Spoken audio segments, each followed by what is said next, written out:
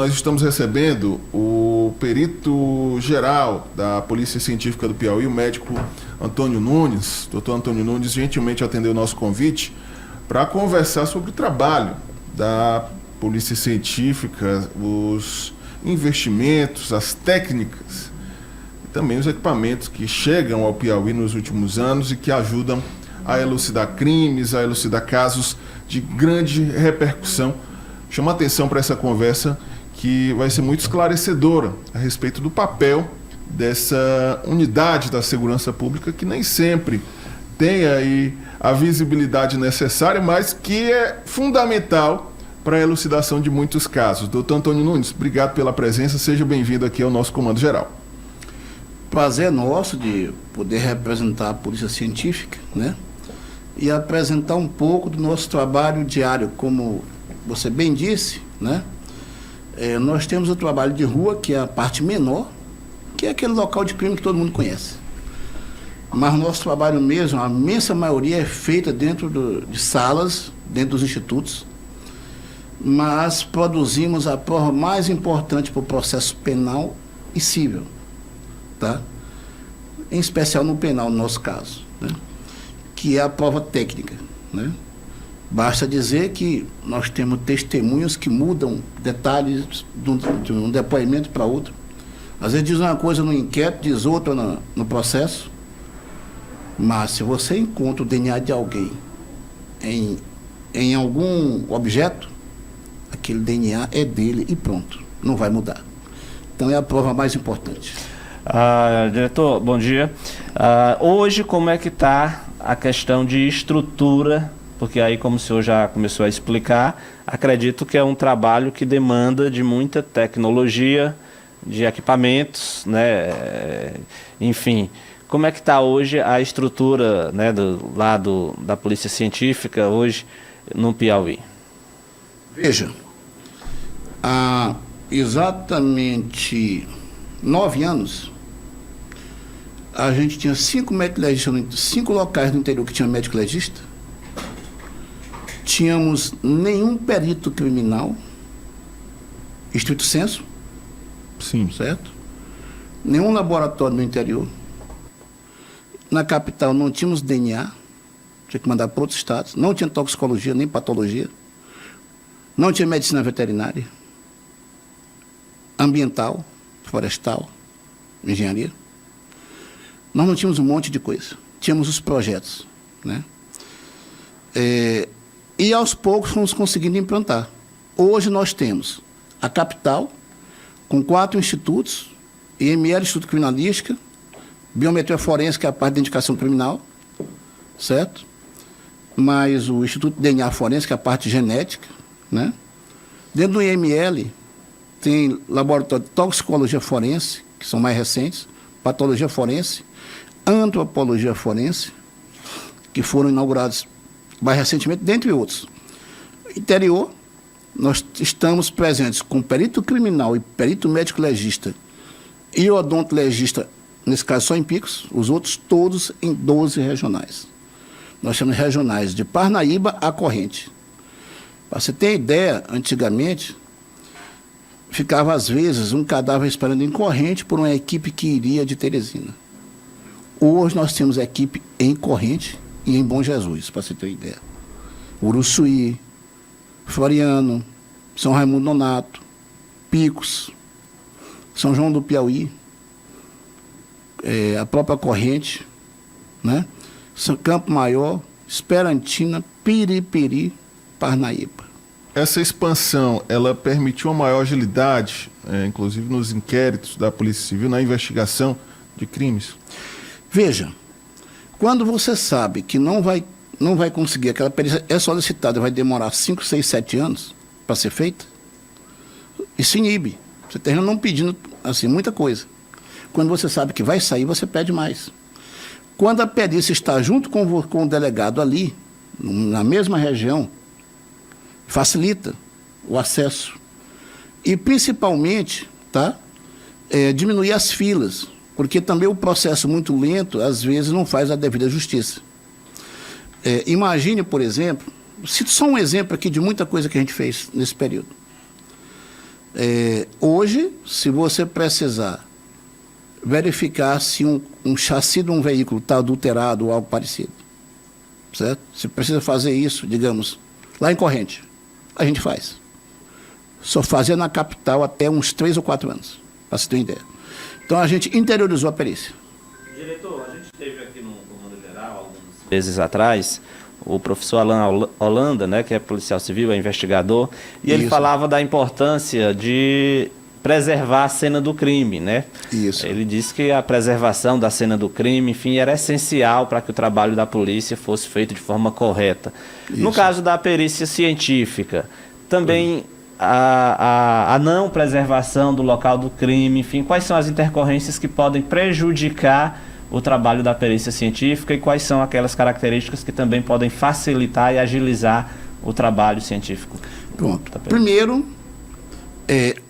a maior educação nesse sentido da população, né? E aí isso passa por contínuos treinamentos, palestras em escolas, um canal como este que eu estou hoje na TV O Dia, certo? Em que você vai conseguir um alcance grande para que a população entenda isso. Por quê? Que é quem primeiro chega, né? Vão chamar a polícia, mas a população já está lá. Quase sempre. Às vezes a polícia está naquele momento, mas isso é mais raro. Então, primeiro, conscientizar a população de não mexer. Claro, se uma pessoa pegou um tiro, você vai verificar se está vivo, isso aí é óbvio. A vida está em primeiro lugar. Não está mais vivo, pronto, acabou. Não tem que mexer em nada, ficar faixa correr de lugar. Não deve botar jornal em cima, não deve botar papelão. Pode tirar provas, né? Vale para acidente também? Para tudo. Não ficar pisando. Na proximidade do corpo. Na proximidade. Um acidente, por exemplo, tá? Você tira do local, dificulta o cálculo da dinâmica, como ocorreu aquele acidente, né? Onde foi parar o veículo. Nem sempre você vai conseguir determinar por câmera alguma outra coisa. Então, não mexer. Mexer o mínimo possível. É claro que se alguém pegou um tiro, você vai ver se está vivo, se não está. Mas passou isso aí, não tem que mexer mais. Quanto ao poder público, e aí tem outra coisa. Antes, doutor, só... Sim. E quando há um crime e que é mexido no corpo, é alterada a cena do crime de propósito, como é que a perícia consegue aí identificar que de fato ali ocorreu um crime? Cito um exemplo, né? Você tem um abalroamento, alguém freia de uma vez, atropela alguém, estava bêbado e tal. Aí tira o carro do local, mas eu vou ver o quê? A marca de frenagem. Então, assim, o fato de você tentar atrapalhar a perícia não quer dizer que vai conseguir. Na verdade, a maior parte das vezes do que a gente faz, houve alteração. Alguém sempre altera alguma coisa. E a gente não se vale só de um método. Vai verificar no sangue dele, ou clinicamente mesmo, tá? Ou com algum aparelho também ajuda, verificar se está embriagado ou não. Tem outras coisas, né? Pedaço que fica de vidro, o próprio veículo, mesmo mudar de posição, a posição que está nele, por exemplo, um afundamento de um para-brisa, onde bateu uma cabeça. Enfim, você tem várias coisas, não é só uma. Em regra, toda cena de crime tem alguma alteração. Raramente não tem. Só que, quanto mais alterado, pior para a gente. Mas a alteração sempre vai ter. E continuando aquilo que eu estava dizendo, nós temos um capítulo hoje no Código de Processo Penal, Sim, que é só da cadeia de custódia de vestígio. Certo? E lembrando que aquele que primeiro tiver ciência de um crime deve preservar. Essa preservação é obrigatória, não é só para a perícia ou para a polícia. É para todo cidadão brasileiro. E se for servidor público, né, ele não pode, ele deve. E eu cito um exemplo. Alguém pega um tiro, está vivo, vai pagar o T. Cito um exemplo aqui. Ou para outro hospital regional como de Parnaíba, um exemplo. Lá se opera e se consegue retirar um projétil de arma de fogo.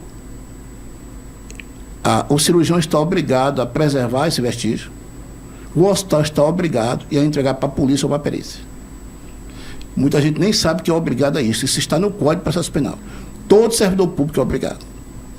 Diretor, e agora, no caso específico de envenenamentos, Sim. como é o trabalho da perícia científica no sentido de encontrar, né, vestígios e identificar qual foi, de repente, no caso de envenenamento, o veneno utilizado, o caminho que esse produto percorreu, de repente, das lojas até o corpo de uma vítima?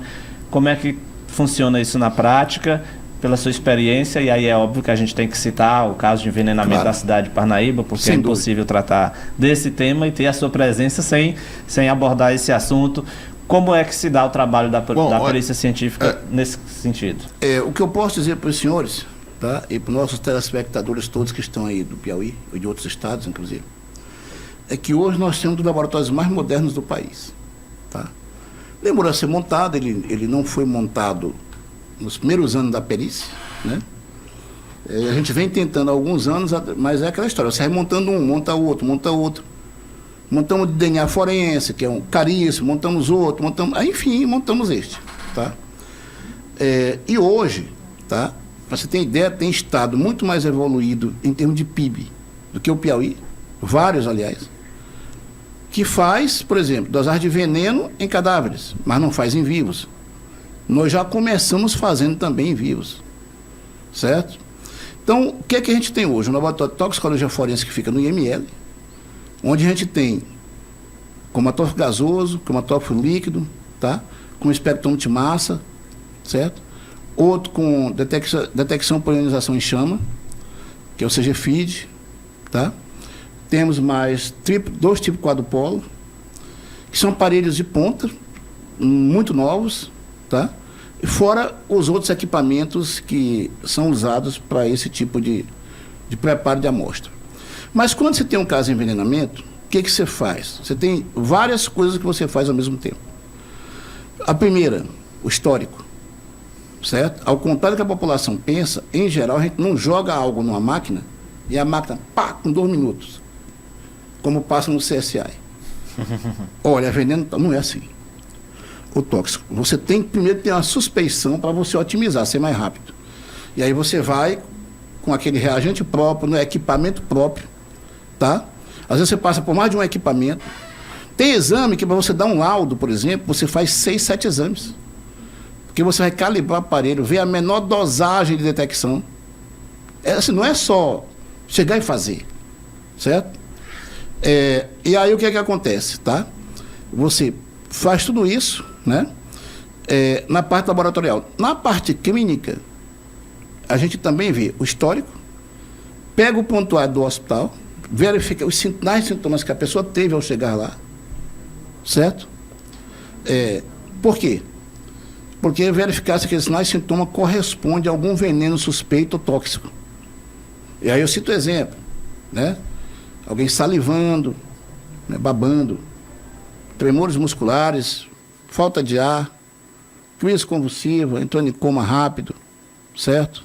Alterações pupilares, cardíaca, coração diminuindo o batimento, diarreia, certo? Se urinando.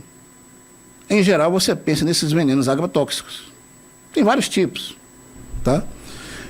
E aí você já tem uma suspeição dirigida. Então, esses sinais e sintomas que você vê lá, ele já aponta para alguma coisa, certo? Para efeito clínico, isso já é suficiente para começar um tratamento, com diagnóstico de envenenamento. Para nós, já é uma boa parte do caminho andado. Então, não é só a parte toxicológica, mas aí a gente vai confirmar a nível toxicológico, do laboratório. Hoje, tá, a gente faz esses exames e muito mais. E aí eu não cito só venenos, né?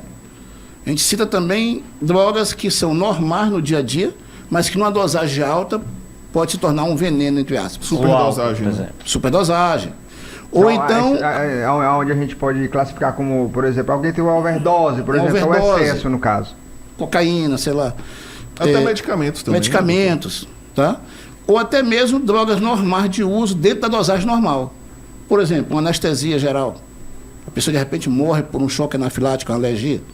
A gente vai pesquisar essa substância lá, tá? Drogas de abuso, Boa Noite Cinderela, para estuprar. Então assim, não é só veneno, é lato sensu, tóxicos e venenos, né? A gente hoje está preparado para fazer tudo isso. Temos uma equipe muito boa. Uma das peritas, por exemplo, a Fernanda, ela passou 1 ou foi 2 anos pela Força Nacional de Segurança Pública, trabalhando no Laboratório de Toxicologia de Sergipe.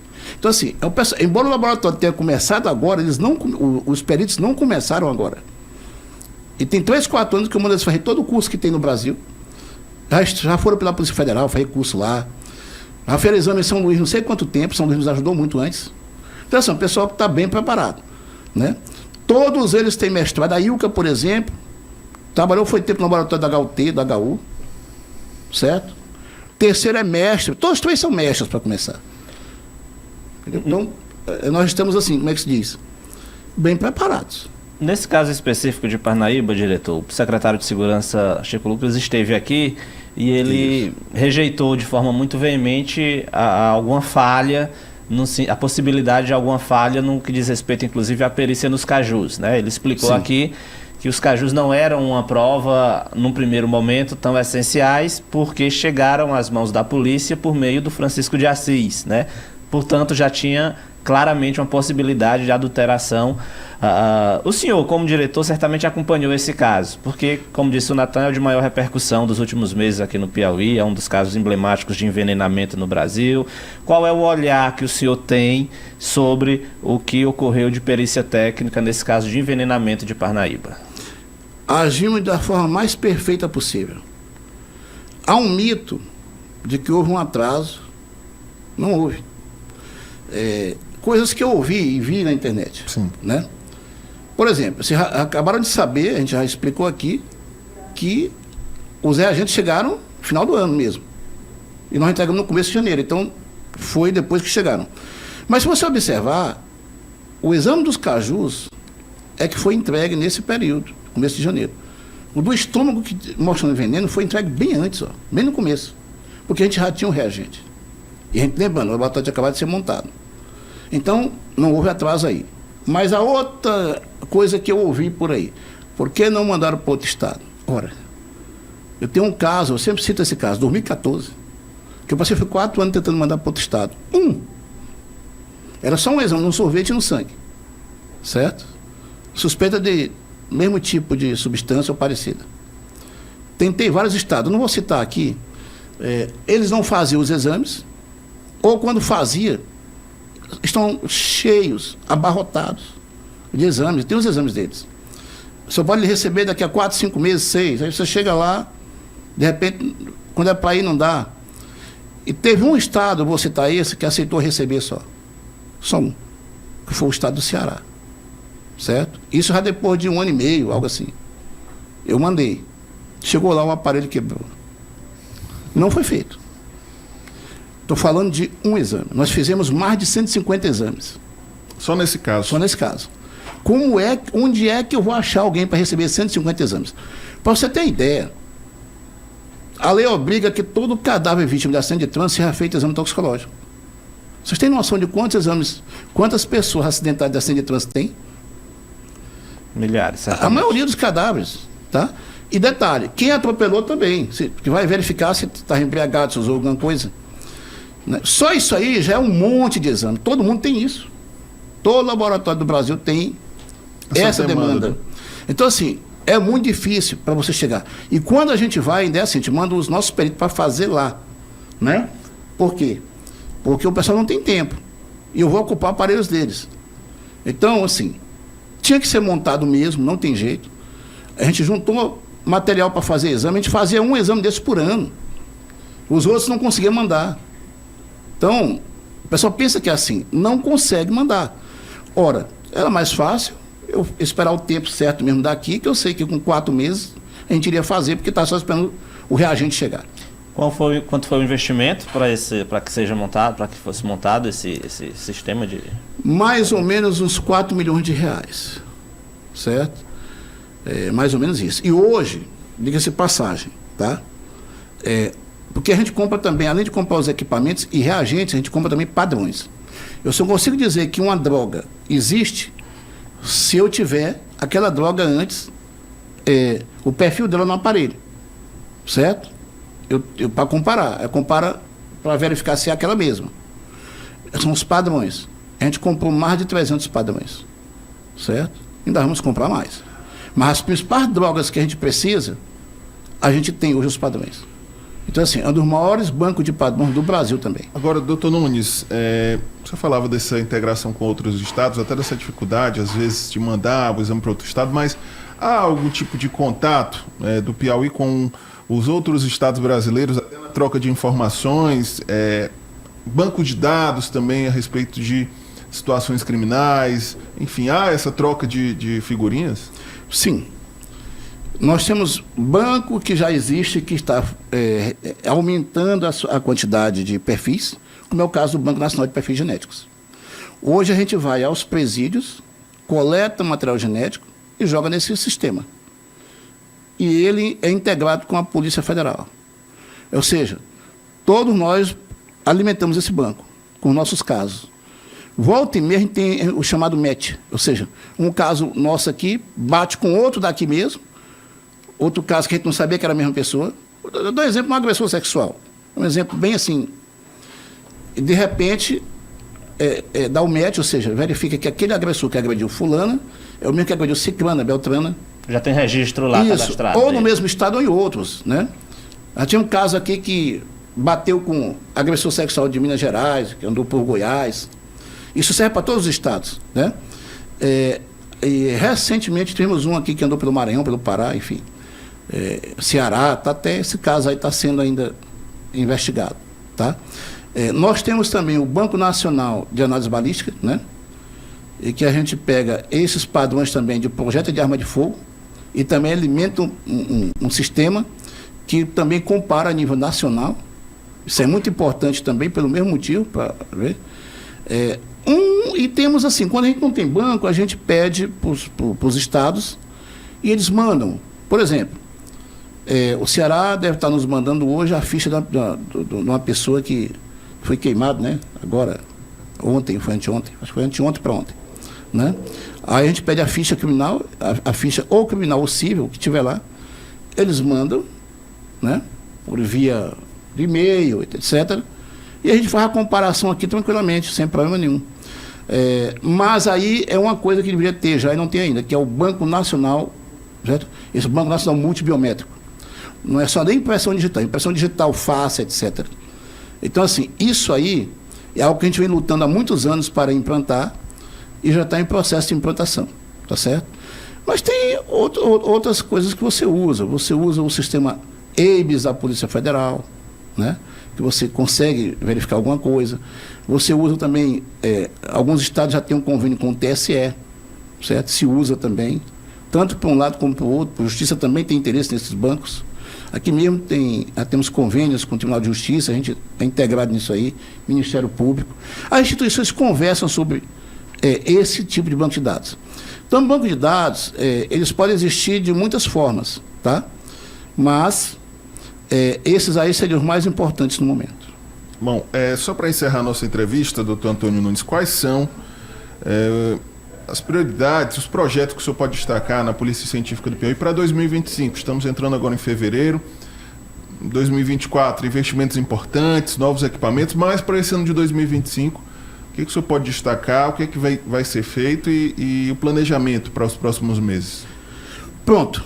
Primeiro, a gente fazer concurso, né?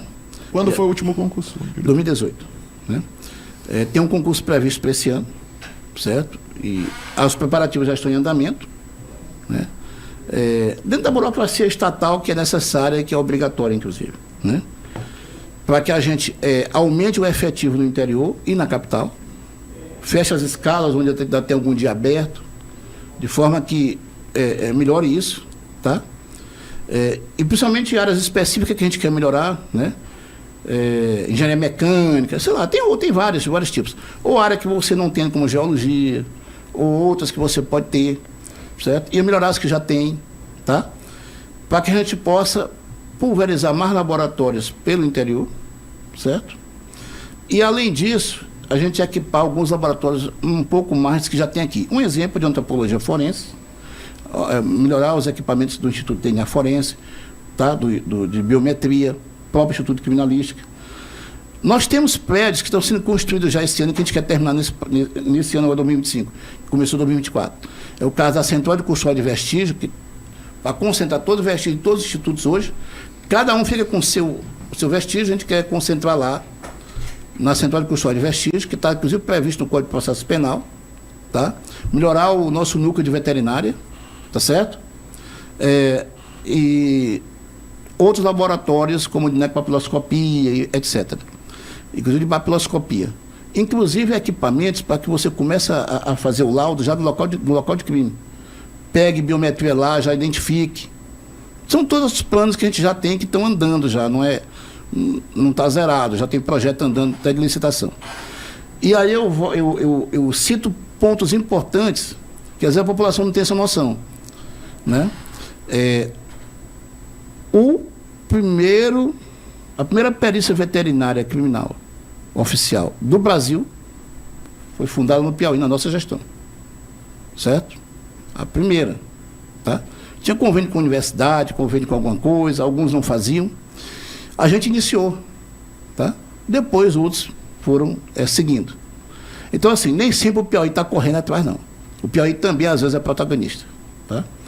Mas mesmo quando a gente corre atrás, a gente consegue chegar ao nível. Hoje, nós estamos no nível de todas as perícias do Brasil. É óbvio que um estado como São Paulo tem muito mais coisas, certo? Mas a gente está ali pertinho. Ok, então. Doutor Antônio Nunes, perito geral da Polícia Científica do Piauí, obrigado pela presença. Espaço aqui sempre disponível e aberto para trazer à população informações sobre esse importante braço da nossa segurança pública. Obrigado. A gente aqui agradece a oportunidade, né, e passar realmente essa ideia para a população piauiense, que ela pode confiar na sua polícia científica. É um órgão neutro, imparcial, que trabalha tanto com a polícia na fase de inquérito, como trabalha também diretamente com juízes, que requisitam, determinam, aliás, perícia diretamente para a perícia, às vezes sem passar pela própria polícia, com a polícia militar, nos inquéritos policiais militares, Forças Armadas, Aeronáutica, quando cai aeronaves, com a própria Polícia Federal. Então, a perícia é um órgão transversal que serve a todos. Ela não está só no momento de inquérito policial. E a gente preza muito pela imparcialidade e neutralidade. Então é isso, pode confiar na sua polícia científica.